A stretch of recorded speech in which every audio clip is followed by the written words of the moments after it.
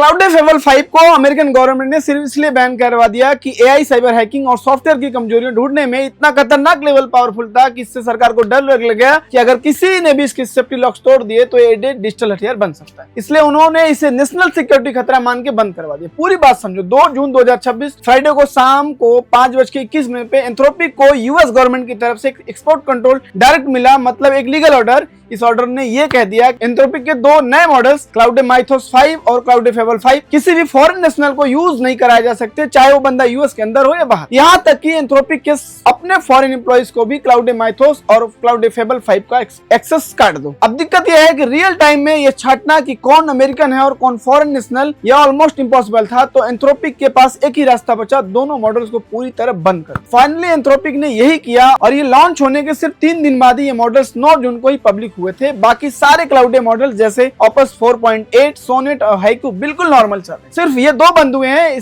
अब अंदर कहानी समझो। एक्सियोस के रिपोर्टिंग के मुताबिक एक एडमिनिस्ट्रेशन ऑफिशियल ने बताया कि कॉमर्स डिपार्टमेंट ने यह एक्शन तब लिया जब किसी दूसरे कंपनी ने दावा किया कि उसने माइथोस को जेल ब्रेक कर लिया, मतलब उसके सेफ्टी लॉक्स को बाईपास कर लिया और इसे यूएस सरकार घबरा गई। नेशनल सिक्योरिटी को लेके ये legal orders commerce secretary Howard Lutnick को सीधे एंथ्रोपिक के सीईओ डारियो अमदोई को भेजा। ऑर्डर का लीगल फंडा यह है कि अब गवर्नमेंट एआई मॉडल्स को सेमीकंडक्टर चिप्स या मिलिट्री टेक्नोलॉजी की तरह ट्रीट कर रही है, मतलब एक स्ट्रेटेजिक एसेट जिसे किसी भी नॉन यूएस पर्सन को देने से पहले सरकार की परमिशन लेनी पड़ेगी। और सबसे इंटरेस्टिंग बात यह कि पूरे ऑर्डर में कहीं भी नहीं लिखा था कि एग्जैक्टली नेशनली सिक्योरिटी प्रॉब्लम क्या है, बस ऑर्डर दे दिया तो दे दिया, बंद मतलब बंद।